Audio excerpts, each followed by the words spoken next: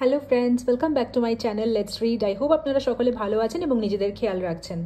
তো আজকের ভিডিওতে রিডিং করব যে বিষয়টা নিয়ে, সেটা হলো আপনারা যদি কারেন্টলি নিজেদের পার্টনার বা এক্স পার্টনারকে নিয়ে ভাবছেন যে কবে তাদের কল বা মেসেজ আসতে পারে বা আপনাদের এই সম্পর্কে রিউনিয়ন হতে পারে কিনা, রিকনসিলিয়েশন হতে পারে কিনা, তো আজকের রিডিং হতে চলেছে আপনাদের এই প্রশ্নের উত্তর খোঁজার জন্যই।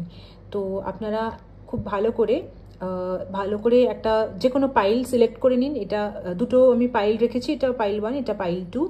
আপনারা ইচ্ছা মতন যে কোনো একটা পাইল সিলেক্ট করে নিন।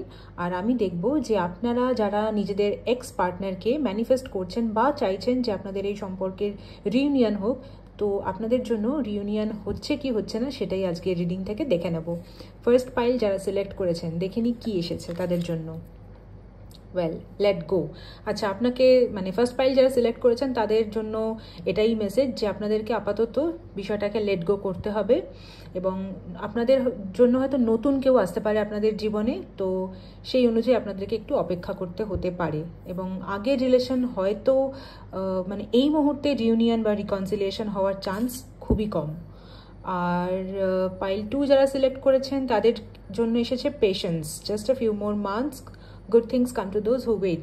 তার মানে যারা পাইল 2 সিলেক্ট করেছেন তাদের জন্য কিন্তু উত্তরটা ইয়েস, বিকজ আপনাদেরকে শুধু একটু পেশেন্স রাখতে হবে, ধৈর্য ধরতে হবে, একটু সময়েরই অপেক্ষা। আপনারা হয়তো ধৈর্য ধরেও আছেন, তো আপনাদের এই সম্পর্কের কিন্তু রিকনসিলিয়েশন হতে পারে যদি আপনারা আপনাদের পুরনো পার্টনারকে বা এক্স পার্টনারকে ফিরে পেতে চাইছেন নিজেদের জীবনে, আপনাদের সেই সম্পর্কের রিকনসিলিয়েশন চাইছেন, তো সেটা কিন্তু সম্ভব, জাস্ট আপনাদের একটু ধৈর্য ধরতে হবে।